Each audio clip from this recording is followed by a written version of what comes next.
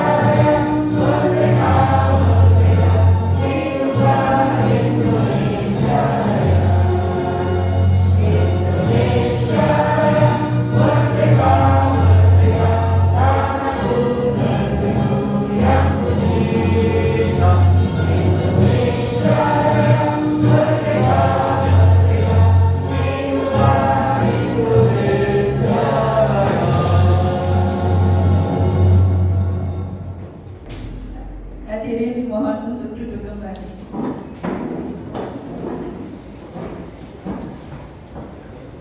Acara yang ketiga yaitu sambutan dan sekaligus mohon untuk membuka acara pada siang hari ini kepada Bapak Eko Adi Nuryadin, kami persilakan.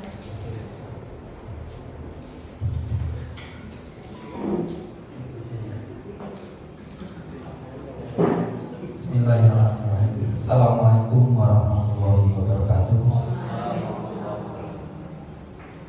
Alhamdulillahirabbil alamin, wassalatu wassalamu ala asyrofil anbiya'i wal mursalin sayyidina wa maulana Muhammadin wa ala alihi washabihi ajmain. Yang saya hormati seluruh Bapak Ibu, para jemaah angkatan 11 dan peserta diseminasi modul 1.4 yaitu konsep budaya positif. Dan pagi ini agak terlambat ya, dan banyak kegiatan masuk kegiatan positif Bapak Ibu semua. Marilah kita panjatkan puja dan syukur kepada Allah Subhanahu wa taala yang telah melimpahkan berbagai nikmat dan karunia untuk kita semua, sehingga pada waktu ini, siang ini, kita dapat berkumpul di tempat ini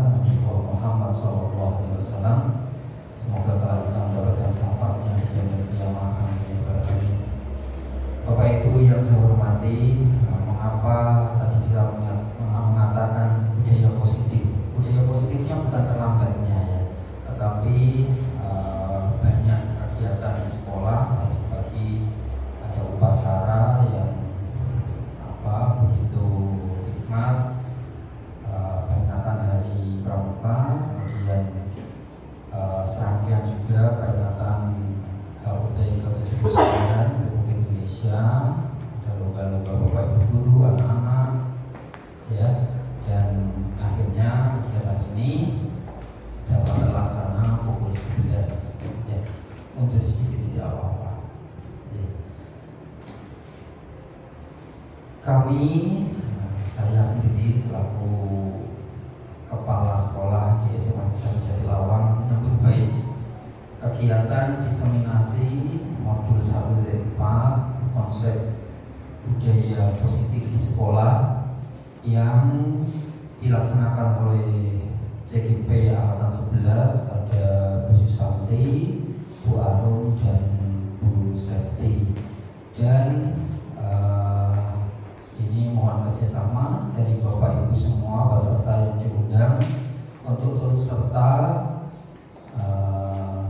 mensukseskan, ya, mendukung keberhasilan dari progres kegiatan pendidikan guru penggerak angkatan 11 yang ini sudah sampai di modul 1.4 dan masih ada 2 modul lagi, Ibu, ya.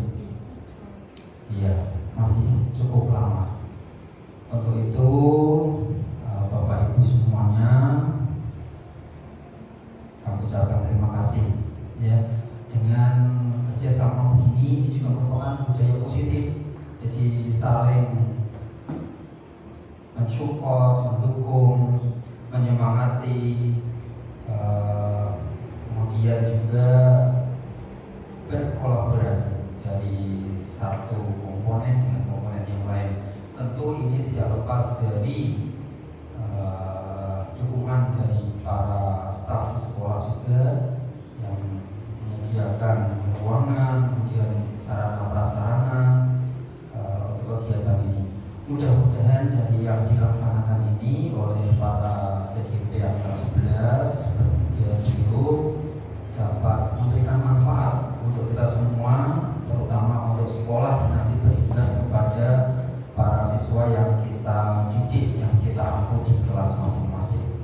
Sekali lagi, semoga kegiatan ini sukses, lancar, dan nanti PGP-nya juga lulus dengan nilai yang sangat memuaskan. Terima kasih.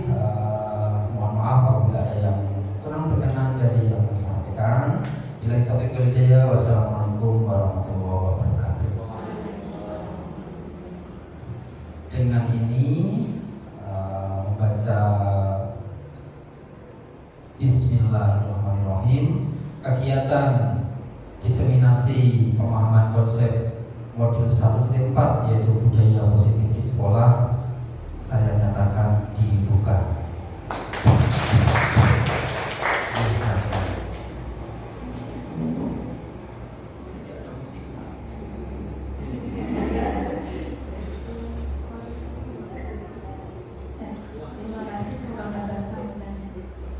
Acara yang selanjutnya yaitu acara inti, acara diseminasi pemahaman konsep modul 1.4 budaya positif.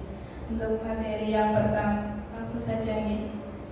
Untuk materi yang pertama yaitu tentang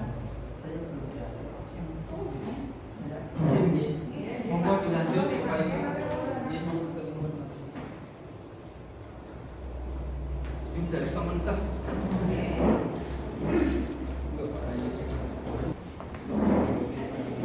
Untuk materi kita mulai diskusi yang pertama yaitu konsep-konsep budaya positif. Konsep-konsep budaya positif itu ada perubahan paradigma belajar, kemudian disiplin positif, motivasi perilaku manusia, kebutuhan dasar manusia, kemudian ada keyakinan kelas, posisi kontrol, dan segitiga restitusi.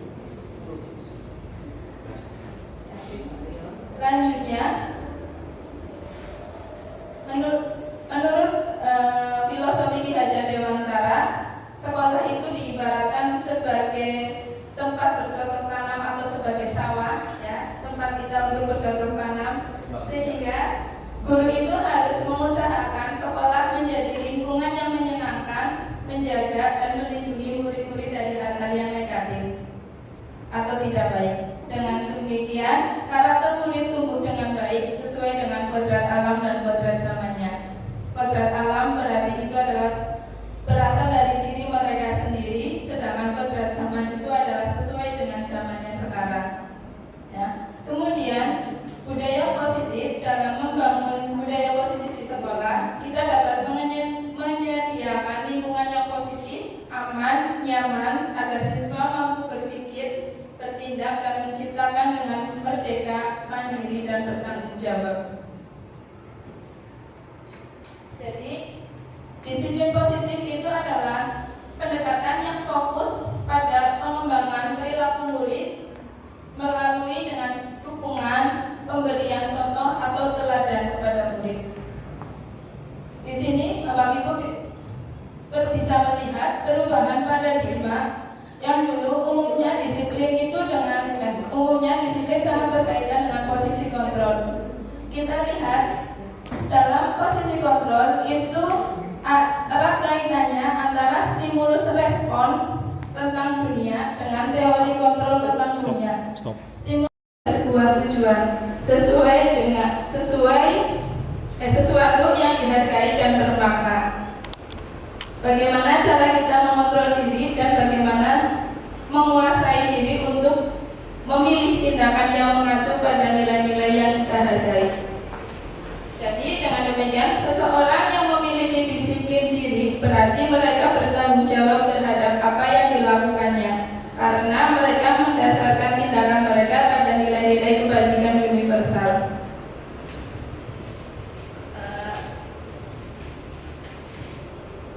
Jadi nilai-nilai kebajikan itu adalah prinsip moral yang ingin ditanamkan pada diri siswa untuk membentuk karakter yang kuat dengan yang mulia, ya, karakter yang baik. Kemudian tujuan disiplin positif itu memiliki tujuan untuk menanamkan motivasi kepada semua siswa kita agar mereka menjadi orang yang mereka inginkan dan menghargai diri sendiri dengan nilai-nilai yang mereka percaya. Motivasi ini berasal dari diri siswa internal sehingga akan berdampak jangka panjang dan tidak akan terpengaruh dengan adanya hukuman, hadiah atau penghargaan. Ya, jadi ini sesuai dengan tadi pendapatnya Ki Hajar Dewantara bahwa motivasi itu bisa berasal dari internal maupun eksternal. Ya. Kemudian di sini dapat dilihat motivasi perilaku manusia itu bisa dibagi menjadi 3, yaitu yang pertama untuk menghindari tindakan nyaman atau hukuman, yang kedua untuk mendapatkan imbalan atau penghargaan dari orang lain, dan yang ketiga untuk menjadi orang yang mereka inginkan dan menghargai diri sendiri dengan nilai-nilai yang mereka percaya. Jadi motivasi perilaku manusia biasanya itu berawal dari mereka takut ketika mereka akan mendapatkan hukuman, ya. Yang kedua itu karena ada reward atau ada hadiah dari orang lain, dan yang ketiga ini untuk yang mereka inginkan untuk menghargai diri sendiri dengan nilai-nilai yang mereka percaya atau yang bersifat dari internal, ya, kalau yang ketiga. Kemudian menurut William Glasser dalam choice theory terdapat 5 kebutuhan dasar manusia, yaitu berkebutuhan bertahan hidup, kebutuhan cinta dan kasih sayang, kebutuhan penguasaan, kebutuhan kebebasan, dan kebutuhan kesenangan. Yang pertama yaitu kebutuhan bertahan hidup. Ini kebutuhan bertahan hidup yang bersifat fisiologis untuk bertahan hidup seperti kesehatan, rumah, dan makanan. Kemudian kebutuhan cinta dan kasih sayang. Ini adalah kebutuhan hubungan dan koneksi sosial, ya, kebutuhan untuk memberi dan menerima kasih sayang. Kemudian kebutuhan yang ketiga yaitu kebutuhan penguasaan atau pengakuan, ya. Ini berkaitan dengan ketika kita mencapai sesuatu itu menjadi atas kita bisa terampil, menjadi kompeten, dan diakui atas potensi dan keterampilan, didengarkan dan memiliki rasa harga diri. Ya. Jadi siswa itu ingin dapat pengakuan ya atas apa yang mereka kuasai. Kemudian yang keempat, kebutuhan kebebasan merupakan kebutuhan akan kemandirian, mempunyai pilihan, dan mampu mengendalikan arah hidup seseorang. Di sini siswa biasanya akan melakukan kebutuhan kebebasan yang tinggi, mengingat pilihan, banyak bergerak dan suka coba-coba, ya, melakukan hal yang baru. Kemudian yang kelima adalah kebutuhan kesenangan atau kebutuhan untuk merasa senang. Kebutuhan untuk mencari kesenangan dengan cara bermain dan tertawa, sehingga siswa itu dapat dengan kebutuhan kesenangan yang tinggi biasanya akan menikmati apa yang dilakukan. Kemudian tentang keyakinan kelas ya. Sebelum keyakinan kelas, sebenarnya yang sering kita dengarkan adalah peraturannya. Peraturan dan keyakinan ini adalah dua hal yang berbeda. Kalau peraturan itu lebih ke kata-kata yang memiliki hukuman atau memiliki makna negatif, seperti peraturan jangan datang terlambat, itu peraturan. Tetapi kalau keyakinan kelas itu datang tepat waktu ya. Jadi sama-sama maknanya sama, tetapi dengan bahasa yang lebih kalimat positif, itu menjadi keyakinan kelas. Dalam keyakinan kelas ini merupakan nilai-nilai kebajikan atau prinsip-prinsip yang disepakati secara universal. Orang akan lebih semangat atau tergerak untuk melaksanakan keyakinan diri daripada hanya mengikuti aturannya, karena berasal dari kata-kata yang positif ya. Dalam pembentukan keyakinan kelas ada beberapa langkah, yaitu yang pertama ciri yang pertama adalah keyakinan kelas itu bersifat abstrak daripada peraturan yang lebih rinci dan nyata. Kemudian keyakinan kelas merupakan pernyataan-pernyataan universal. Selanjutnya ketiga, pernyataan keyakinan kelas selalu dibuat dalam bentuk positif. Yang keempat, keyakinan kelas harusnya dibuat tidak terlalu banyak sehingga mudah diingat dan dipahami oleh semua anggota kelas. Yang kelima, keyakinan kelas hendaknya sesuatu yang dapat diterapkan di lingkungan kita. Yang keenam, semua anggota kelas hendaknya ikut berkontribusi dalam pembuatan keyakinan kelas melalui kegiatan curah pendapat. Dan yang terakhir, semua anggota kelas bersedia meninjau kembali keyakinan kelas dari waktu ke waktu. Jadi dari ciri-ciri tersebut jelas sekali berbeda antara peraturan dan keyakinan kelas. Tadi ya, peraturan itu sudah dibuat oleh peraturan itu biasanya dibuat oleh pihak-pihak tertentu. Nah, sedangkan keyakinan itu kita berdiskusi, membuat bersama dengan siswa. Dan dalam keyakinan kelas itu kata-katanya lebih positif. Ya. Kemudian di sini ada contoh, yaitu antara peraturan dan keyakinan kelas. Yang pertama, selalu kembalikan buku ke tempatnya. Itu adalah kalimat peraturan. Sedangkan keyakinan kelas adalah mereka disuruh untuk tanggung jawab. Ya. Contoh yang lain, dilarang mengganggu orang lain. Ini kan bentuk negatif ya. Bentuk keyakinan kelas dengan kata yang positif itu menghormati orang lain. Kemudian hadir di sekolah 15 menit sebelum pembelajaran dimulai. Untuk keyakinan kelas, menghormati orang lain dan berkomitmen ya. Jadi kata lain dari datang sebelum 15 menit itu bisa di dalam keyakinan kelas menggunakan berkomitmen. Ya. Oke. Selanjutnya materi tentang langkah pembuatan keyakinan kelas ini akan disampaikan oleh Ibu Susanti. Tetapi sebelumnya kita akan melakukan ice breaking terlebih dahulu. Ya, Pak Widi mau memimpin? Oh tidak. Ya, ice breakingnya apa baru? Tepuk semangat aja. Oh, tepuk semangat. Gini. Ya, akan dipimpin Bu Santi, monggo. Oke, terima kasih atas kesempatan yang diberikan. Sebelum melanjutkan materi, kita berdiri dulu. Oke. Nanti biasanya kan tepuk semangat, semangat gitu kan. Ini diubah prok prok prok, dang dang dang, prok prok prok, ding ding ding, prok prok prok, dung dung dung, prok prok prok, dang dang dang, ding ding ding, dung dung dung. Terus aha aha ma, aha aha ngat, aha aha semangat. Coba ya.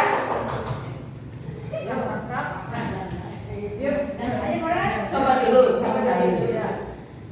Tepuk semangat. Dan dan dan, ding ding ding, dung dung dung, dan dan dan, ding ding ding, dung dung dung.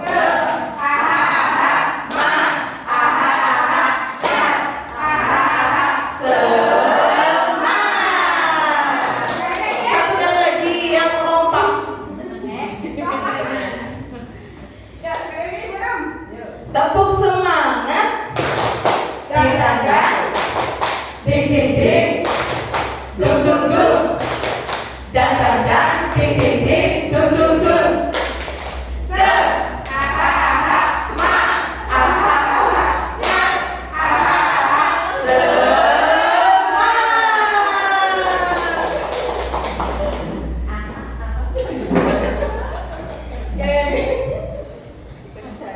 Oke, sebelum saya menjelaskan tentang langkah-langkah pembuatan keyakinan kelas, apakah Bapak Ibu di sini sudah pernah membuat tentang apa itu keyakinan kelas?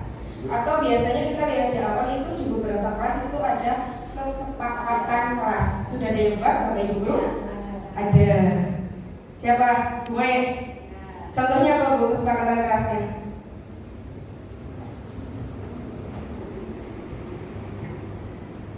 Biasanya saya itu membuat kontrak belajar. Iya. Sama dengan Iya, iya. Ya, jadi untuk pelajaran PAI sebelum pelajaran itu kita wajib membaca Asmaul Husna. Terus yang kedua, yang lain-lainnya yaitu tentang etika, kayak etika kepada guru, pada teman. Terus selanjutnya itu di saat guru lagi mengajar, kita tidak boleh apa yang harus dilarang dan diperbolehkan seperti itu. Apa itu kesepakatan tersebut berasal dari anak atau dari jenengan? Dari saya dan disetujui oleh anak. Oke, terima kasih. Nah, yang kita bahas ini adalah langkah-langkah keyakinan kelas. Keyakinan kelas itu sebenarnya berawal dari kesepakatan kelas, ya. Jadi untuk keyakinan kelas ini seharusnya memang berasal dari anak. Kita sebagai guru hanya memfasilitasi apa saja sih yang akan kita kira-kira yang akan jadi goalnya di keyakinan kelas. Jadi semua itu yang dari kesepakatan kelas. Nanti biasanya kita menggunakan papan tulis ya, Bapak Ibu. Gunakan papan tulis, terus menulis hal-hal yang kiranya menjadi kesepakatan, mulai dari yang negatif. Jadi misalnya negatif itu jangan buang sampah sembarangan. Jangan itu kan sudah negatif ya. Terus jangan terlambat masuk kelas ya. Itu sudah negatif. Nah, dari jangan ini nanti kemudian diubah menjadi kalimat positif. Jadi tadi jangan buang sampah sembarangan. Kalau kalimat positifnya apa berarti? Membuang sampah pada tempatnya. Jangan terlambat masuk kelas. Berarti datang kelas tepat waktu. Nah, jadi diubah menjadi kalimat positif. Terus nanti dari berasal-asal itu dari kalimat positif yang sudah disusun, ya. Nanti Bapak Ibu mengklasifikasikan. Kadang kan ada yang sama. Kayak misalnya tadi datang kelas tepat waktu, menggunakan seragam sesuai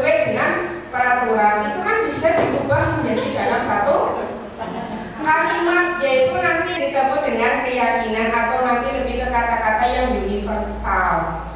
Contoh disiplin. Lanjut Bu, lanjut aja, lanjut. Nah, ini adalah beberapa teknik untuk keyakinan kelas ya. Kita ini menggunakan sticky note. Ya, jadi tadi yang kalimat-kalimat negatif itu ditempel di situ. Ya, nanti Bapak Ibu tadi diubah menjadi kalimat positif di sebelahnya, ya kan? Kalau sudah seperti ini, maka dibuat dengan keyakinan kelas dengan kalimat yang lebih universal. Contohnya Ibu, terus lanjutnya. Nah, ini contohnya saling membantu, disiplin, sopan santun, menyayangi. Ini kan lebih universal. Ya, saling menghormati seperti itu ya. Ada pertanyaan dulu berkaitan dengan pembentukannya.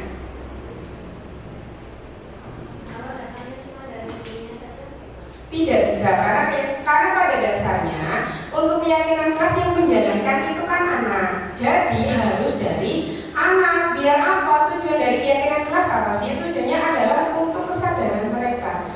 Kalau jadi gini, sekarang sudah tidak ada lagi hukuman ya, adanya adalah konsekuensi. Jadi ketika mereka melanggar dari keyakinan kelas ini, kita kembalikan ke peraturan awal, yaitu keyakinan kelas dan konsekuensi. Seperti itu. Iya, konsekuensinya ditentukan juga dari awal. Kalau dari guru tapi murid-murid juga sepakatnya sama saja. Ya, itu kan tergantung kesepakatan dari murid-muridnya juga, tapi pada dasarnya itu berasal dari murid karena yang menjalankan adalah murid. Tapi kalau dari guru itu peraturannya dari guru dan disepakati oleh siswa, itu namanya keyakinan kelas. Karena siswa itu ide dari guru, tapi siswa kan menyetujui, jadinya itu kesepakatan kelas. Tetapi kalau ide datang dari guru saja dan siswa tidak menyetujui, itu namanya peraturan. Karena dari satu pihak. Seperti kita kembali ke prinsip KHD bahwa kita itu berpihak pada murid. Jadi sekarang Konsep pembelajaran kita itu merujuk pada prinsip KHD ya, bahwa kita itu sebagai guru itu berpihak kepada murid. Ya, jadi apa yang menjadikan suasana kelas menjadi menyenangkan yang kita ikuti. Lebih ininya lagi kita itu menghamba Bapak Ibu. menghamba di sini bukan menyembah, gitu. Menghamba bukan menyembah, tapi kita lebih mengikuti keinginan anak ya, kayak gitu. Kalau misalnya aturan kok dibuat oleh guru, itu sudah tidak berlaku lagi. Karena kalau guru yang buat aturan sendiri, itu namanya tadi tata tertib atau aturan dibuat oleh satu pihak saja. Ya itu. Jadi kita kalau mau membuat itu istilahnya keyakinan kelas atau kesepakatan kelas. Yang membuat adalah guru dan murid bersama. Begitu. Lebih luasnya lagi. Ya, silakan Bu Nasia. Kesepakatan sama. keyakinan kelas itu berarti dibuatnya oleh setiap guru. Karena kita di SMA ya, karena di SMA kita tidak hanya wali kelas, tetapi ada guru mapel. Pertanyaan saya, keyakinan kelas itu untuk setiap kelas itu dibuatnya oleh guru mapel masing-masing, atau keyakinan kelas itu bisa dibuatnya oleh wali kelas? Izin menjawab ya. Bisa dua-duanya. Yang pertama, wali kelas bisa membuat keyakinan untuk kelasnya sifatnya universal. Ya, misalnya tentang membuang sampah, ketertiban, kedisiplinan. Masuk ke kelas tepat waktu itu kan disiplin, itu juga bisa. Kalau misalnya gurunya mata pelajarannya juga boleh, gitu. Jadi bisa dua-duanya, bisa wali kelasnya atau mungkin juga dengan guru mata pelajarannya. Biasanya kan setiap mata pelajaran punya karakteristik sendiri-sendiri. Misalnya seperti matematika itu sedang materi yang membutuhkan alat tulis membawa busur. Nah sebelumnya sudah disepakati dulu, gitu. Gurunya yang membuat kesepakatan disepakati dengan busur. Misalnya peralatan gitu kan, membawa alat tulis gitu.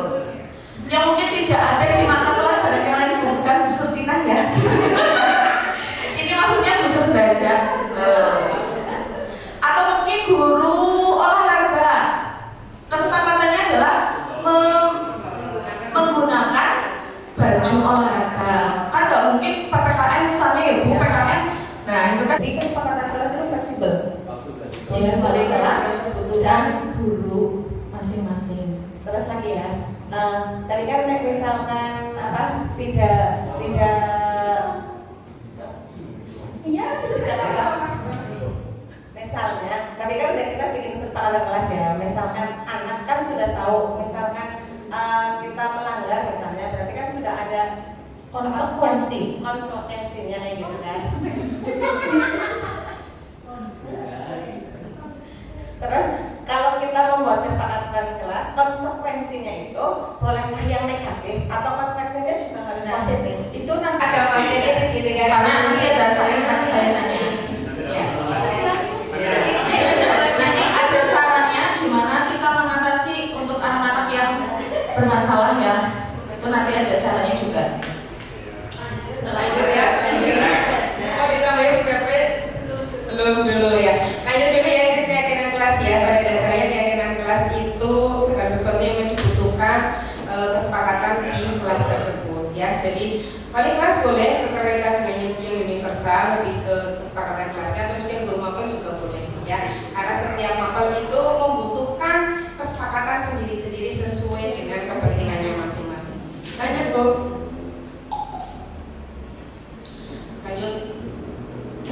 Nah, ini adalah keterkaitan dengan identitas gagal, identitas berhasil atau sukses.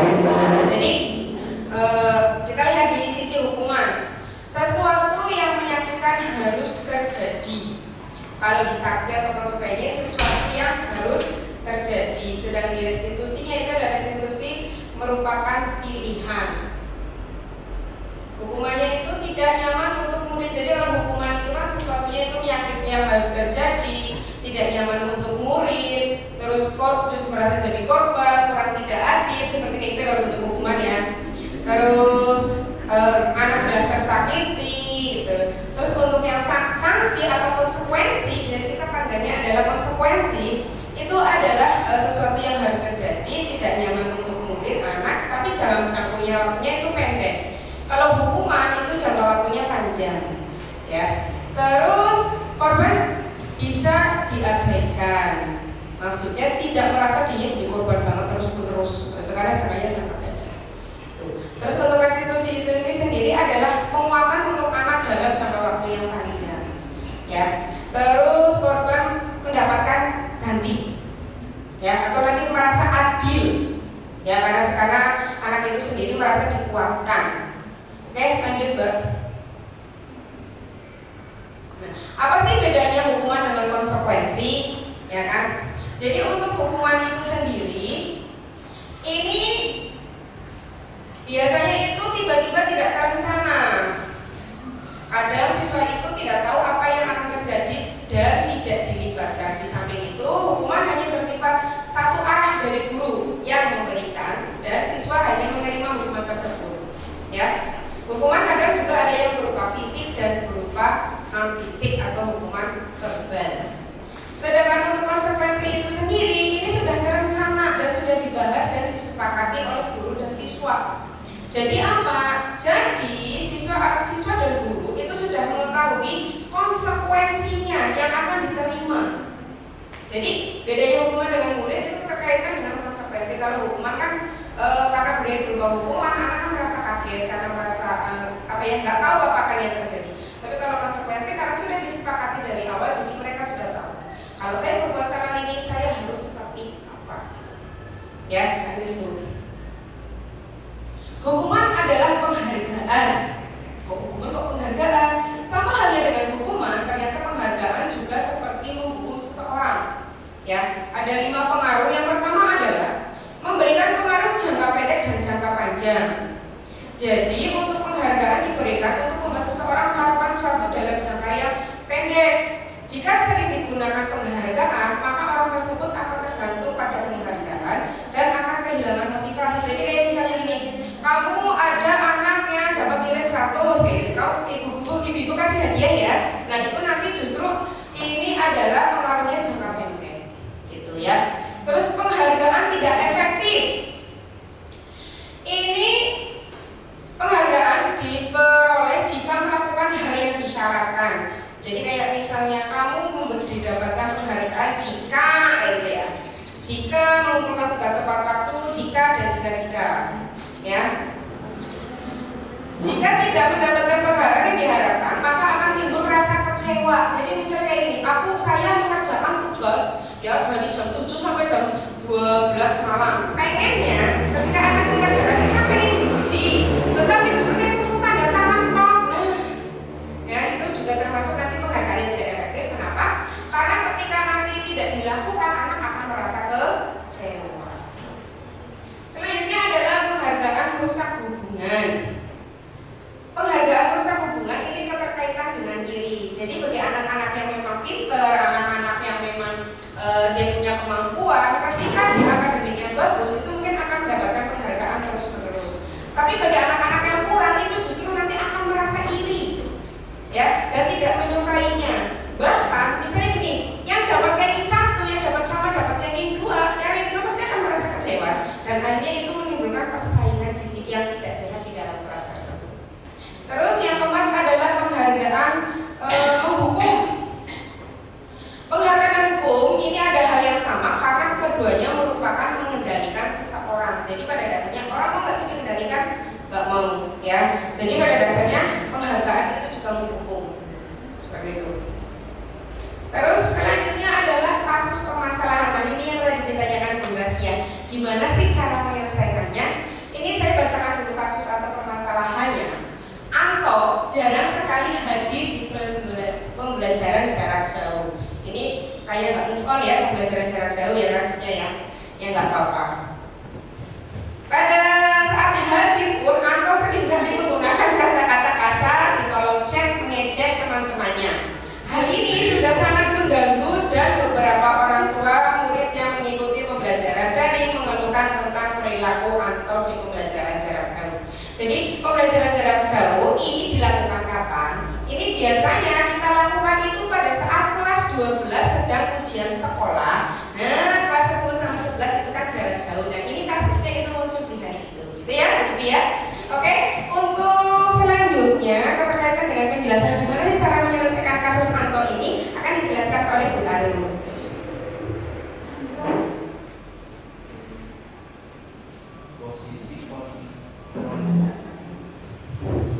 Ya, terima kasih atas waktu yang diberikan. Saya melanjutkan presentasi ini, Bapak Ibu. Selanjutnya adalah posisi kontrol guru. Ini ada beberapa posisi kontrol guru menurut Diani Gosen. Ini bacanya gimana? Betul apa? Ini ada 5 posisi kontrol guru terhadap siswanya. Yang pertama adalah sebagai penghukum. Seorang penghukum dapat menggunakan hukuman fisik dan verbal. Guru yang menjalankan posisi penghukum akan berkata, patuhi aturan saya atau awas nanti. Kamu selalu saja salah. Nah, bagaimana Bapak Ibu? Masihkah seperti ini? Ya, kalau masih ada yang seperti ini berarti posisi Bapak Ibu itu sebagai penghukum. Kemudian pembuat orang merasa bersalah. Pada posisi ini biasanya guru akan bersuara lebih lembut, menggunakan keheningan yang membuat siswa menjadi tidak nyaman, merasa bersalah atau rendah hati. Nah, ini barangkali sering sekali kita lakukan. Mungkin kita tahunya kita sudah berpihak pada murid, ternyata kalau menurut ini belum ya. Termasuk saya juga sering juga nih membuat merasa bersalah. Contohnya, Bapak sangat kecewa dengan kamu. Berapa kali ibu harus memberitahu kamu ya? Itu contohnya. Kita sering sekali tidak sadar ya. Gitu. Selanjutnya, next. Kontrol guru yang ketiga sebagai teman. Ya. Dalam posisi ini guru tidak akan menyakiti murid, tetapi akan selalu berusaha mengontrol siswa melalui persuasi, ajakan. Posisi ini dapat berdampak positif dan negatif. Positifnya berupa hubungan yang baik antara guru dan siswa. Ya, contoh kata-kata gurunya, ayo bantulah demi ibu ya. Kemudian ayo ingat tidak semua bantuan ibu selama ini. Hal negatif dari posisi teman adalah bila guru tidak dapat membantu, Saya pikir Bapak adalah teman saya, atau mungkin lebih menyepelekan, mungkin ya lebih ke arah menyepelekan. Itu negatifnya. Murid menjadi tidak mau lagi berusaha. Siswa hanya mau bertindak untuk guru tertentu saja yang dianggap seperti temannya, gitu ya. Tidak untuk guru lain, dan siswa akan bergantung pada guru tersebut. Oke, ini sebagai teman. Keempat, monitor atau pemantau. Posisi pemantau berdasarkan peraturan-peraturan dan konsekuensi dengan memisahkan hubungan pribadi. Pertanyaannya biasa diajukan misalnya, peraturannya apa? Ayo, gitu ya. Apa yang telah kamu lakukan? Itu contohnya. Posisi kontrol yang kelima adalah sebagai manajer. Merupakan posisi mentor di mana guru berbuat bersama dengan murid, mengajak siswa mempertanggungjawabkan perilakunya, mendukung siswa menemukan solusi atas permasalahannya sendiri. Murid diajak menganalisis kebutuhan dirinya dan kebutuhan-kebutuhan orang lain. Yang terpenting adalah kolaborasi dengan siswa. Kata-kata seorang manajer, contohnya, apa yang kita yakini? Keyakinan kelas yang sudah dibuat. Misalnya, salah satu murid itu kesepakatan kelasnya adalah membawa alat tulis sendiri, misalnya. Ternyata ada salah satu yang tidak membawa alat tulis dan membuat kegaduhan di kelas. Salah satu anak itu akhirnya dipanggil kan. Nah, caranya itu anda itu harus menjadi seorang manajer dengan cara menanyakan apa yang kita yakini, keyakinan kelas kita apa ya, gitu. Kemudian apa yang kamu yakini? Jika kamu meyakininya, apakah kamu bersedia memperbaikinya? Jika kamu memperbaikinya, hal ini menunjukkan apa tentang dirimu. Seorang manajer tidak untuk mengatur perilaku siswanya, tetapi untuk membimbing murid agar dapat mengatur dirinya. Nah, kalau Bapak Ibu di antara 5 ini yang paling sering yang mana? Penghukum, merasa bersalah, teman, monitor atau pemantau, atau yang manajer. Satu-satu pernah ada.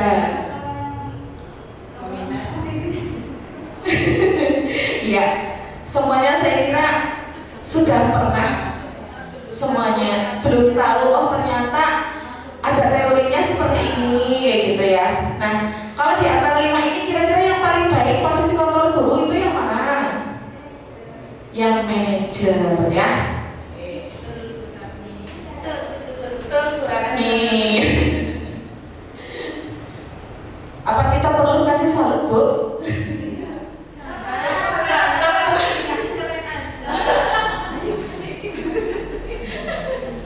Apa lanjut dulu? Ya, posisi kontrol guru. Tujuan posisi kontrol guru terhadap siswa adalah mencapai posisi manajer, ya, Bapak Ibu. Dan 5 kontrol posisi guru itu yang paling terbaik adalah sebagai manajer, di mana pada posisi ini siswa dapat menjadi pribadi yang mandiri, merdeka, dan bertanggung jawab atas segala perilaku dan sikapnya, yang pada akhirnya dapat menciptakan lingkungan yang positif, aman, dan nyaman. Ya. Nah, kemudian restitusi. Menurut Gosen, restitusi itu merupakan proses menciptakan posisi bagi siswa untuk memperbaiki kesalahan mereka, sehingga mereka bisa kembali pada kelompoknya dengan karakter yang lebih kuat. Restitusi dapat membantu siswa menjadi lebih mempunyai tujuan, disiplin positif, dan memulihkan dirinya ketika berbuat kesalahan. Jadi lebih ke win-win solution, ya. Tuh. Selanjutnya segitiga restitusi. Ya, segitiga restitusi. Kenapa disebut dengan segitiga? Karena ada 3 tahap ya untuk mengatasi siswa atau murid yang bermasalah. Tahap yang pertama adalah validasi tindakan yang salah. Kemudian yang kedua menanyakan keyakinan. Ketiga, menstabilkan identitas. Ini adalah salah satu jawaban dari pertanyaan Bu Rasia tadi. Ya, bagaimana cara mengatasi siswa yang bermasalah? Itu ada tahapan-tahapannya Bapak Ibu. Itu ada 3 tadi: validasi tindakan yang salah, menanyakan keyakinan, menstabilkan identitas. Validasi tindakan yang salah, misalnya seperti ini. Kamu tentu punya alasan mengapa melakukan itu. Adakah cara yang lebih efektif untuk mendapatkan apa yang kamu butuhkan? Gitu ya. Kemudian untuk step yang kedua, menanyakan keyakinan. Keyakinan kelas apa yang telah kita sepakati? Kamu ingin jadi orang yang seperti apa? Tuh. Kemudian setelah validasi tindakan yang salah, kemudian menanyakan kembali keyakinan kelas yang sudah disepakati, tahap selanjutnya adalah menstabilkan identitas. Jadi anak tersebut kita stabilkan identitasnya. Ya, contohnya dengan kalimat seperti ini: setiap orang pasti pernah melakukan kesalahan. Bu Aru juga pernah melakukan kesalahan seperti kamu, misalnya seperti itu ya. Terus kamu bukan satu-satunya yang pernah melakukan kesalahan. Tuh. Selanjutnya kita tahapannya ya, menstabilkan identitas, validasi tindakan yang salah, kemudian menanyakan keyakinan. Selanjutnya menstabilkan identitas ya. Tahap pertama, bagian dasar dari segitiga restitusi bertujuan untuk mengubah identitas anak dari orang yang gagal karena melakukan kesalahan menjadi orang yang sukses dengan cara mengatakan seperti itu: berbuat salah itu tidak apa-apa ya, tapi jangan dikonotasi negatif dulu ya. Kemudian tidak ada manusia yang sempurna. Saya juga pernah melakukan kesalahan seperti itu, gitu ya. Kita bisa menyelesaikan ini. Bapak Ibu tidak tertarik mencari siapa yang salah, tapi Bapak Ibu ingin mencari solusi dari permasalahan ini. Kadang-kadang kita gini ya, kok sih kepriwe? PR sudah dikasih PR dari seminggu yang lalu gak dikerjakan gitu kan ya. Seperti itu, kadang kita seperti itu. Itu adalah cara yang salah ya Pak Bu. Ini ada caranya seperti itu. Pertama, stabilkan identitas dulu. Kamu berhak merasa begitu. Apakah kamu sedang menjadi teman yang baik? Selanjutnya, validasi tindakan yang salah. Setiap tindakan dilakukan dengan suatu tujuan, yaitu memenuhi kebutuhan dasar. Tahap ini adalah untuk memahami kebutuhan apa yang sedang berusaha dipenuhi oleh murid. Bukan berarti menguatkan tindakan yang salah pantas dilakukan, namun menguatkan pemahaman kita akan alasan dari murid melakukan tindakan tersebut. Contohnya, padahal kamu bisa melakukannya lebih buruk dari ini ya. Kamu pasti punya alasan mengapa melakukan hal itu. Kamu patut bangga pada dirimu sendiri karena kamu telah melindungi sesuatu yang penting buatmu. Kamu boleh mempertahankan sikap itu, tapi kamu harus menambahkan sikap yang baru. Menanyakan keyakinan, proses yang ketiga, di mana murid menghubungkan dirinya dengan nilai-nilai yang sudah dipercayai atau diyakini. Nilai apa yang kita percaya, ini kaitannya dengan keyakinan kelas yang sudah Bapak Ibu buat. Apa keyakinan kelas itu? Apa bayangan kita tentang kelas yang ideal? Kamu mau jadi orang yang seperti apa? Gitu. Atau mungkin selain keyakinan kelas atau keyakinan sekolah juga bisa. Ini yang keyakinan atau keyakinan kelas sekolah itu lebih ke sekolah. Gitu. Sudah selesai, terima kasih. Ya, dari banyak sekali materi tentang disiplin positif, Bapak Ibu, kira-kira yang terserap berapa persen? Bu Ayu, kita kasih contoh dulu. Misalnya saya tidak mengumpulkan PR nih Bu, kita coba yang pertama. Yang berapa Pak? Langsung praktek aja ini pakai indra nanti.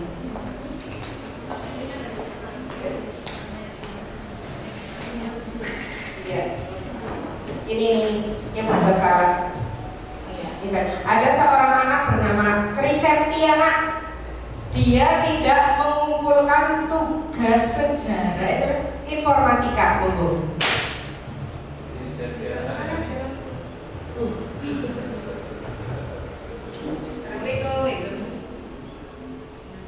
Assalamualaikum Ibu.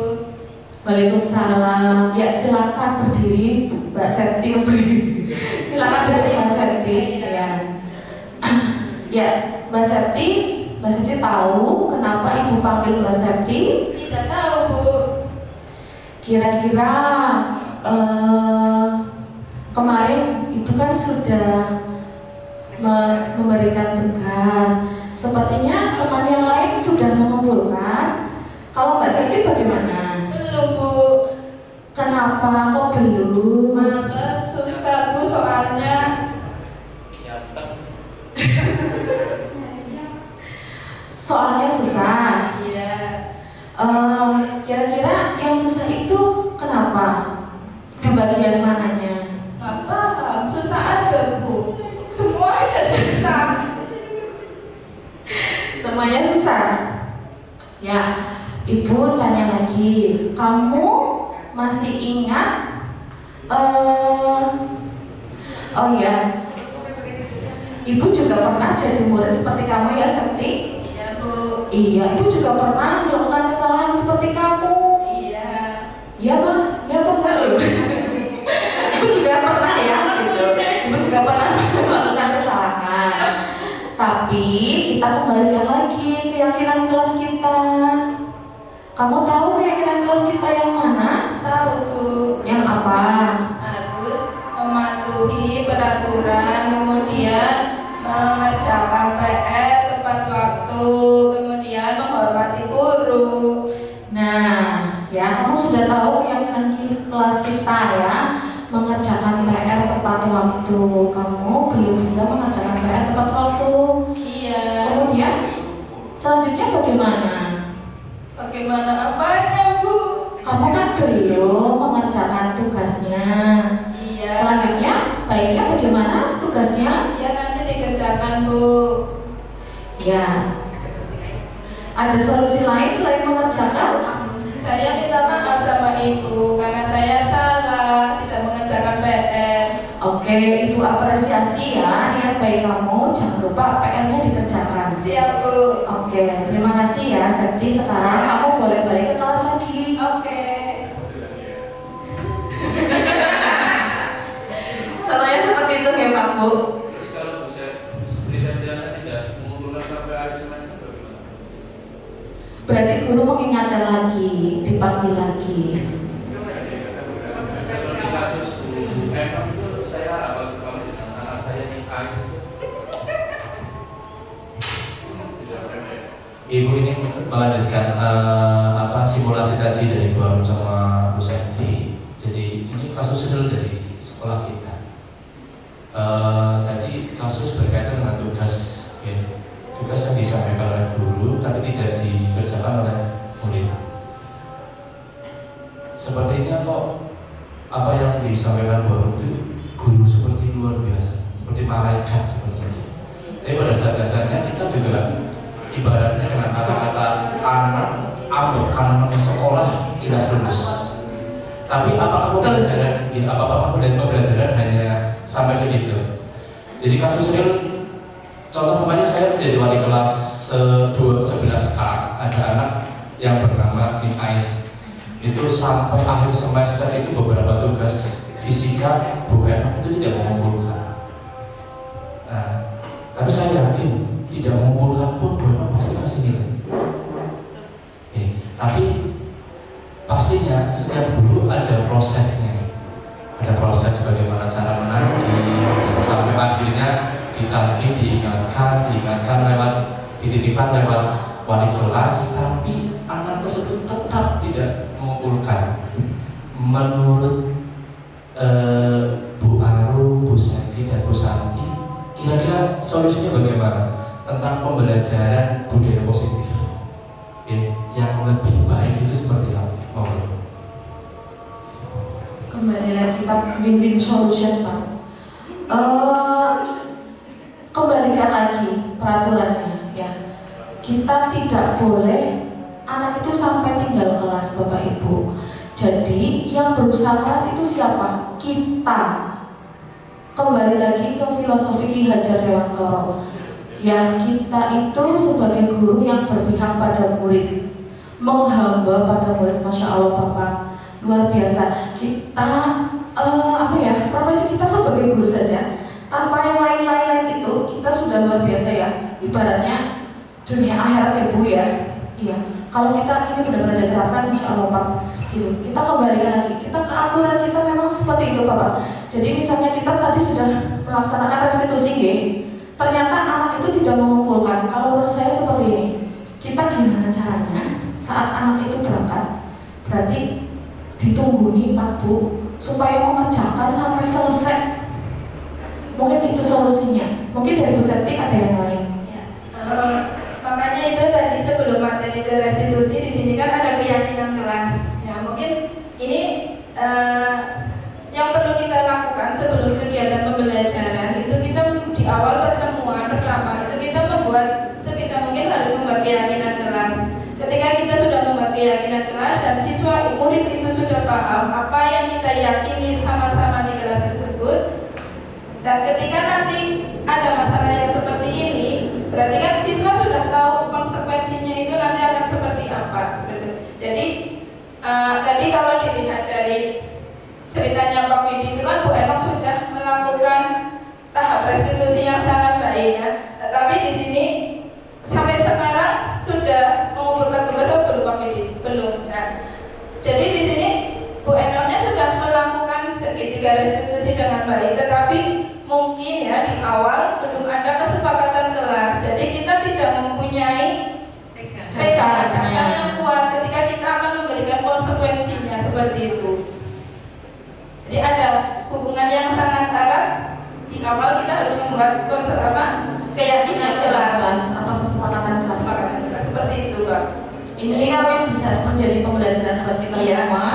Jadi mungkin di awal pembelajaran ya sebelum kita masuk ke materi kita membuat kesepakatan kelas dulu dan terus membuat kesepakatan kelas dulu, dan setiap pertemuan kita mengingatkan kembali kesepakatan kelas kita itu apa sih kayak gitu. Atau mungkin bahkan bisa ditambahkan Ditempel atau mungkin ditempel dibuat seperti mading kayak gitu. itu apa? Poster ya. Poster. Itu tadi kan sudah mentok ya Pak. Kalau menurut saya itu seperti temenin anaknya diberi tugas, ditunggu ngasih rampung. Itu jadi anak juga sudah memberikan rasa pertanggungjawabannya.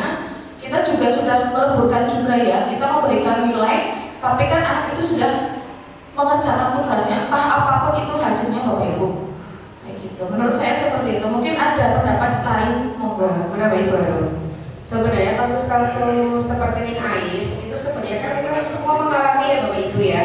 Itu kan tergantung penyelesaiannya kita mau seperti apa. Kita jelas sudah melakukan segitiga restitusi dengan baik. Nah, paling yang bisa kita lakukan adalah itu ditagihnya ketika jam apel kita. Ketika jam apel kita sebenarnya sudah mulai sini. Ketika kita sudah masuk kelas, kita sudah siap. Di kelas ini tugasnya yang kurang siapa, nilainya yang kurang siapa. Jadi ketika anak itu masuk, sekalian diminta tugasnya. Kalau bisa suruh menyelesaikan sekaligus seperti itu. Tapi jadi masalah kan anak orang makan terus. Ya kan? Kalau anaknya yang nggak berangkat terus, ya kan? Berarti ini adalah pendekatan individu yang kita gunakan. Kalau restitusinya itu kan ketika dari penyelesaian masalah, pendekatan individunya yang digunakan yaitu nanti pendekatan antara guru mapel dengan anak, guru mapel dengan wali kelas, guru mapel dengan guru BK, dan guru mapel dengan orang tua. Jadi harus berkolaborasi untuk menyelesaikan permasalahan ini. Jadi penyelesaian masalah ini warga sekolah dan orang tua seperti itu. Baik, terima kasih atas waktunya. Saya mau mencoba bertanya juga terkait dengan tadi ya masalah tugas anak ya. Ternyata kalau saya amati itu terkadang tadi kan ada solusi ditagih itu ketika dia masuk kelas ya. Ternyata saya pernah melakukan itu ketika anaknya ditagih ketika masuk kelas, justru nanti di minggu berikutnya dia tidak berangkat. Karena apa? Malah minder di pelajaran saya sudah ditagih tugasnya seperti itu. Nah, terkait dengan itu menyambung ke budaya positif tadi, konsekuensi dan sebagainya. Apakah konsekuensi yang diberikan kepada anak itu harus selalu berupa yang positif juga, atau bisa yang mengarah ke dalam tanda kutip negatif gitu ya? Konsekuensi itu kan berarti kayak semacam kamu tidak melakukan ini berarti kamu harus seperti apa. Nah, konsekuensinya itu harus positif atau kamu berarti harus ini seperti itu. Nah, itu gimana? Terima kasih. Ya, seperti kesepakatan kelas, konsekuensi juga dibuat dengan kesepakatan. Gitu. Ning Ais, kamu tidak mengerjakan PR. Misalnya ya, ibu sudah mengingatkan kamu 2 kali.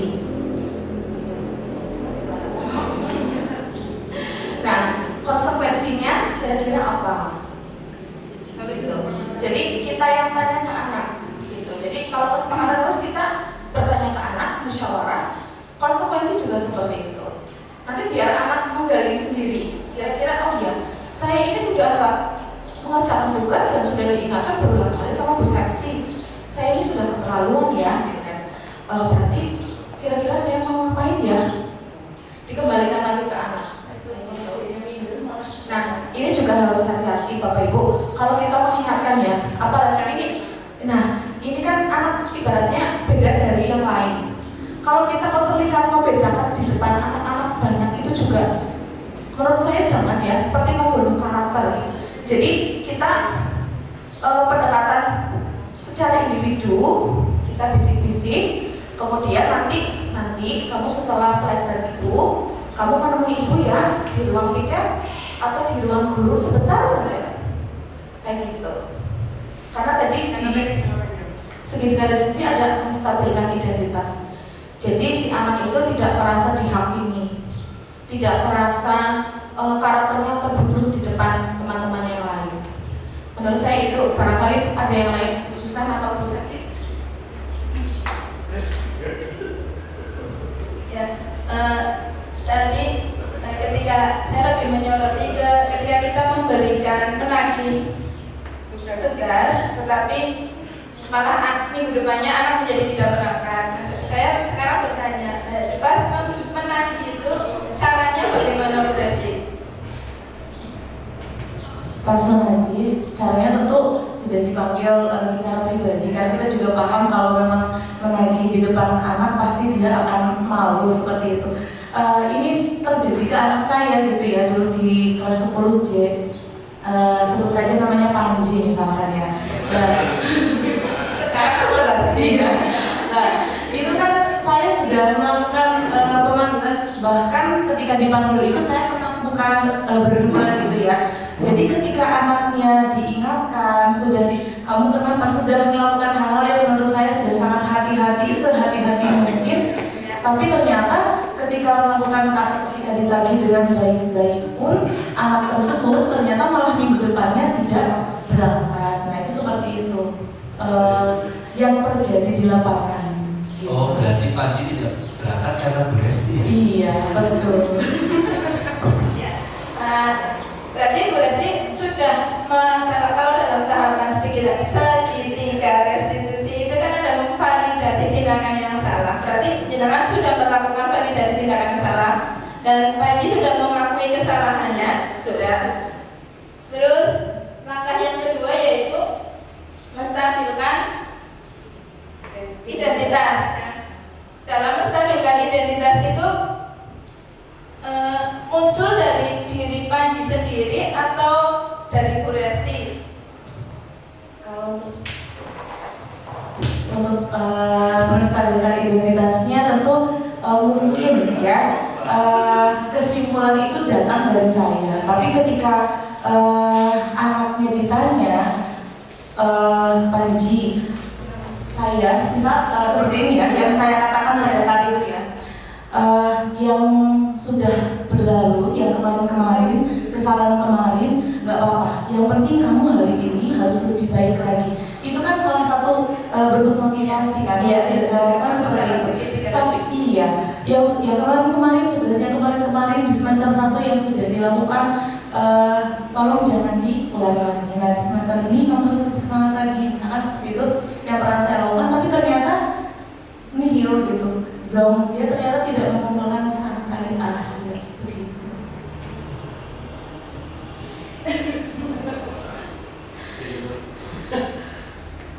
Ya, kembali lagi ke anaknya ya, karena kodrat zamannya ya. Berarti kan di sini kita sudah melakukan tahapan-tahapan sesuai dengan teori yang sudah ada, dan tetapi pada kenyataannya masih belum membuahkan hasil yang sesuai dengan yang kita harapkannya. Berarti di sini kita kembali lagi yang tadi mungkin Bu Arum ya yang menjawab ketika menjawab pertanyaannya Pak Widi tentang Ning Ais. Berarti sekarang kita menggunakan apa sih pendekatan yang lain, yaitu anaknya suruh datang dan suruh langsung mengerjakan di situ. Ya mungkin di situ ada paksaan sesuai dengan filosofi Ki Hajar Dewantara. Motivasi itu berasal ada dua, dari internal maupun eksternal ya. Mungkin si Panji itu belum motivasi belajarnya itu belum berasal dari dirinya sendiri atau internal. Jadi kita sebagai guru harus memunculkan motivasinya itu melalui eksternal dulu. Mungkin sekarang Panji mau mengerjakan tugasnya Bu Resti karena takut dengan Bu Resti. Itu tidak apa-apa, karena sebelum muncul motivasi dari internal itu kan harus ada dukungan dari eksternal ya. Jadi nanti Bu Resti bisa mencoba dengan cara dipanggil lagi Panjinya, kemudian disuruh mengerjakan di situ. Berawal dari takut kepada Bu Resti, saya harapkan nanti ke depannya Panji akan melakukan atau mengerjakan tugas, menjalankan kewajibannya sebagai murid itu berasal dari motivasi diri sendiri atau internal. Seperti itu Bu Resti. Baik, terima kasih. Ya. Jadi monggo Pak Iding. Saya jadi kalau pegang mic itu sudah ada mic, namanya sebagai menyikapi kasus selama ini tentang anak. Jadi kalau saya sering bercengkrama dengan anak, ketika anak itu tidak aktif dalam beberapa mata pelajaran, ternyata saya temukan ada beberapa di satu titik dia begitu antusias gitu. Jadi kalau saya kadang-kadang kembali lagi ke menstabilkan identitasnya. Contoh gini, ada anak namanya Lintang, tahu gitu? Tahu gitu, itu dulu itu. Nah itu pasti tahu. Di semua pembelajaran itu hampir semua ada laporan bahwa anak itu tidak aktif, sampai dikenal oleh seluruh guru jadi brand ambassador ya Pak Junaidi. Jadi setiap pelajaran apapun dipanggil diam saja, disuruh maju diam saja, dia tidak bergerak apapun. Tugas kadang-kadang saya beberapa mapel itu dia tidak mengumpulkan. Tetapi ketika P5 itu ada materi seni, dia di depan sendiri. Suruh maju itu malah dia yang paling di depan gitu. Ternyata anak itu ada kecenderungan di salah satu bidang itu dia menekuni ya.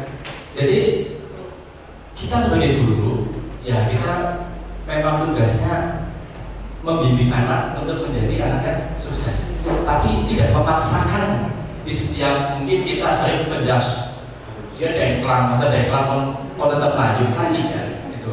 Oh pasti ini ada bakat-bakat yang terpendam yang mungkin dia punya bukan di bidang yang kita tekuni gitu. Mungkin kita hanya ya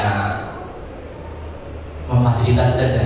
Kita bisa mendukung apa yang anak tersebut minati, mungkin seperti itu. Jadi kadang-kadang ada guru matematika misal lagi, ada yang matematika kudu bisa. Mungkin seperti sekarang itu tidak bisa dipaksakan. Anak yang tidak minat sekolah di sini, diberitahu oleh orang tuanya suruh sekolah di sini, dipaksakan tetap tidak bisa. Ya, alhasil ya banyak yang seperti ini tadi. Mungkin seperti itu gambarannya. Terima kasih Bu. Ya, saya lebih ke menanggapi, ya Pak. Kembali, ini bukan kembali ya, ini mungkin lebih ke diferensiasi Bapak Ibu. Diferensiasi itu berbeda, jadi setiap anak itu berbeda-beda. Salah satunya setiap anak itu mempunyai minat dan bakatnya sendiri-sendiri. Ya, seperti di Hajar Dewantara tadi ada zaman dan kodrat zaman dan kodrat alam. Kodrat alam ini Bapak Ibu adalah bawaan dari anak itu dari lahir, punya bakat sendiri-sendiri. Nah, tinggal kitanya saja Bapak Ibu, kita tinggal memfasilitasi. Terus kita jangan meng-underestimate dulu. Belum tentu anak yang seperti itu tuh nantinya itu menjadi orang yang gagal, belum tentu Bapak Ibu. Gitu. Supaya kalau kita melihat anak-anak yang kelihatannya kok aneh, seperti Lita tadi kok diam, tidak aktif, kok maju kok menang baik, belum tentu nih Bapak Ibu. Gitu. Karena kesuksesan itu bukan dicapai hanya dengan dari aspek pengetahuan saja, tapi bisa dinilai juga dari aspek keterampilannya saja, keterampilan juga. Salah satunya tadi Lintang, ternyata itu Lintang memang mempunyai bakat lain di bidang keterampilan, itu di bidang seni. Gitu. Jadi Bapak Ibu kalau melihat anak-anak yang kelihatan aneh, jangan mau underestimate dulu lah. Gitu. Kita gali kemampuannya. Jangan-jangan anak ini memang punya bakat apa. Bahkan saya itu sudah niteni ya Bapak Ibu. Teman-teman saya dulu itu yang kelihatannya badu-badu, nakal-nakal, atau mungkin diam terlihat aneh. Sekarang itu banyak yang sukses. Gitu. Itu kenapa sekarang pembelajaran itu kita berpihak pada murid, karena memang seperti itu. Tapi memang perlu diingat lagi, ya pinter itu memang penting, tapi bukan menjadi hal yang utama. Begitu. Bapak Ibu, kita juga harus ingat tentang diagram gunung es, di mana karakter yang terlihat di anak itu yang sadar hanya sekitar 12%, sedangkan yang tidak sadar itu ada 88%. Jadi apa yang terlihat di anak itu bukan keseluruhan keadaan cerminan dari anak. Pada dasarnya karakter dan perilaku itu bisa diubah keterkaitan dengan konsisten dan kejelasan. Jadi aturan itu dibuat atau keyakinan itu dibuat, dijalankan dengan konsisten dan jelas seperti itu. Durasinya sudah cukup, Bu Septi? Apa masih ada yang tertahan ingin dikeluarkan unek-uneknya? Kasih waktu berapa menit lagi? Satu pertanyaan lagi. Ini berkaitan dengan disiplin positif. Saya sampaikan terkait dengan mungkin, mohon maaf, Bu Arum termasuk salah satu staf siswaan. Berkaitan kan kalau disiplin positif kan sama dengan aturan ya, tata tertib gitu ya, keterlambatan, kemudian rambut yang kemarin dititipkan oleh kelas, ada kuku, ada make up. Nah, itu tindak lanjutnya dan penanganannya bagaimana dengan materi yang sekarang ini, Bapak Ibu? Karena pastinya siswa akan punya standar. Oke, di ruangan ini bukan saya saja sebagai staf siswaan. Ada satu lagi Ibu Surat. Dan yang menyampaikan materi ini. Ya, durasi ya maaf. Satu lagi, ada 3. Mungkin seperti itu. Baik, saya menanggapi ya Pak. Keyakinan kelas, kesepakatan kelas sepertinya sudah hal yang biasa. Mungkin ada 1-2 guru yang belum saja. Nah, ini PR untuk kita, terutama kami yang di kesiswaan. Seharusnya sudah merubah bukan tata tertib lagi, tetapi keyakinan sekolah. Nah, ini yang harus kita rubah. Ya, kalau tata tertib kita harus dievaluasi lagi, ditinjau lagi. Kira-kira kalimatnya sudah merujuk ke kalimat positif atau belum? Nah, ini adalah PR kami untuk di sekolah kesiswaan, untuk dievaluasi lagi, kayak gitu. Kemudian pembuatan kesepakatan sekolah atau keyakinan sekolah juga harus merujuk pada kesepakatan seluruh warga sekolah juga. Nah, ini PR Bapak Ibu memang belum ada. Yang selama ini kita terapkan itu bukan kesepakatan sekolah, tapi tata tertib atau aturan. Termasuk di kemarin pada saat daftar ulang juga peserta didik, calon peserta didik dan orang tua menandatangani surat pernyataan menaati tata tertib sekolah. Nah, itu kan juga termasuk di sudah kesepakatan sebenarnya, cuma hanya mungkin judulnya yang menurut Judulnya. Nah, ternyata kesepakatan itu draftnya bukan kita yang buat, tapi dari Prof. Jateng, dan Prof. Jateng itu ternyata sebetulnya juga belum. Ya, ini hal baru. Oke, sebenarnya bukan hal baru ya, mungkin karena belum sosialisasinya belum menyeluruh, jadi terlihatnya seperti hal baru. Kalau bagi saya ini hal baru, Bapak Ibu, karena terjun di CGW jadi tahu ternyata seperti ini begitu.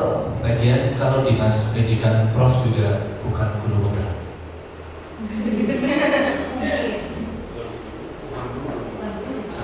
Dan guru malah. Berarti bukan PR-nya kesiswaan saja, tapi PR-nya kementerian ini untuk sosialisasi ke seluruh ranah ya, bukan hanya dari bawah saja, tapi dari atas juga perlu disosialisasikan. Mudah-mudahan video ini nanti sampai ke kementerian. Ya, sudah cukup ya Bapak Ibu, karena ini sudah waktunya sholat zuhur. Waktunya juga sudah 1,5 jam. Waktu saya kembalikan ke pembawa acara. Ya, terima kasih. Tepuk tangan buat kita semua. Yuk, sekarang kita itu ya kasih apa? Kasih keren kayak gitu, keren. Restitusinya sudah selesai Pak Video.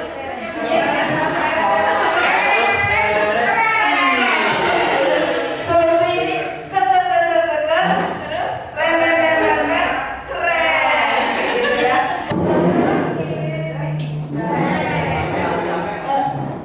Buat kita semua ya, karena kita sudah menjalankan diskusi dan amat sangat baik dan sangat hidup suasananya. Yuk kita kasih buat kita semua, kasih apa?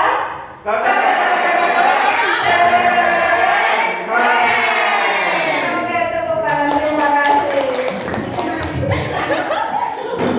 Ya, silakan duduk kembali.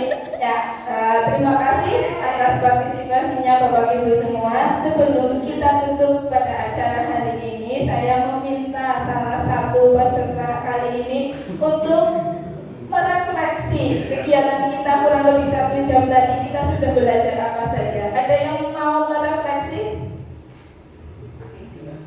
Pak PD. Oh ya, Pak Herwahyu, ya monggo Pak Herwahyu.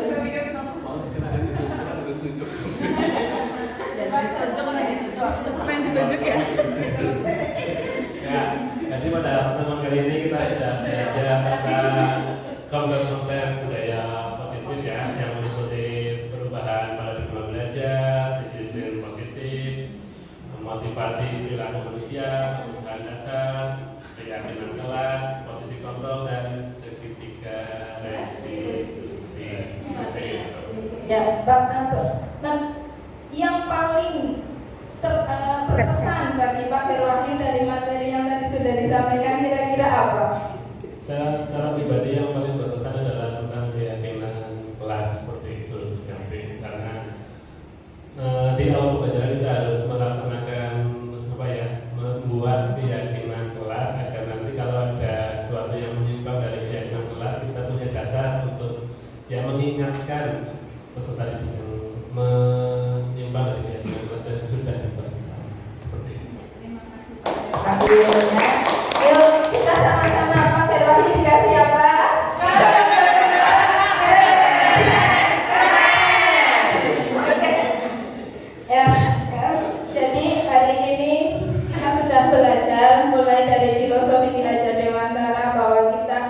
sebagai pendidik itu harus melihat murid kita sesuai dengan kodrat alam dan kodrat zamannya.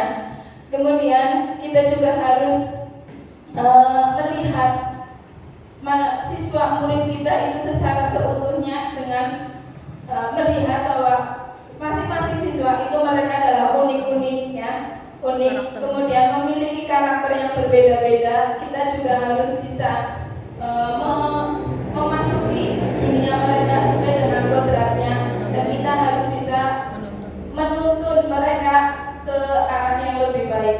Kemudian di sini satu pembelajaran yang penting buat kita yang tadi juga disampaikan oleh Pak Wahyu, bahwa mulai sekarang kita mumpung ini masih proses belajar, masih di awal semester ya. Jadi bagi Bapak Ibu yang belum melakukan kesepakatan kelas atau keyakinan kelas, mulai sekarang besok kita harus langsung membuat ya, biar itu menjadi dasar kita ketika anak